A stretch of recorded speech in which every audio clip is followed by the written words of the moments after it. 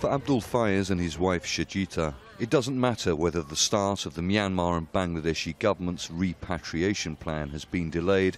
They say they would not have agreed to return to Myanmar anyway. If we die here, at least we get a funeral. If we are killed in Myanmar, there is no funeral. The dead are just burnt. We must be recognised as Rohingya. We want our houses rebuilt and freedom of movement. If they kill us in Myanmar, they just burn the bodies. They even throw children into the fire, some as young as my son.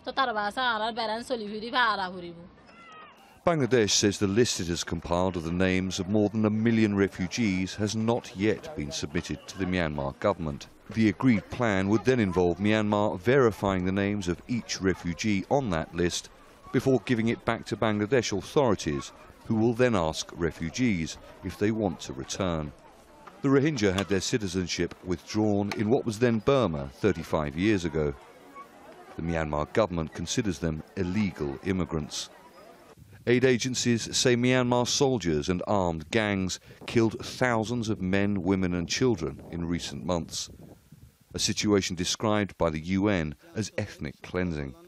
The Myanmar government has denied the claim, banned any independent investigation, and says temporary shelters are ready for the refugees it allows to return. The idea of asking Rohingya refugees, many of whom have seen their family members killed and their homes destroyed, if they want to voluntarily return to Myanmar now, has been described by aid agencies and rights groups as a farce.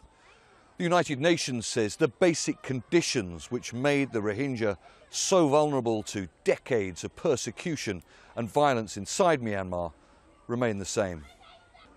The United Nations Refugee Agency says 3 things are vital in any future repatriation process. And the first thing is they need to see the citizenship issue, legal status, resolved in Myanmar, a critical issue.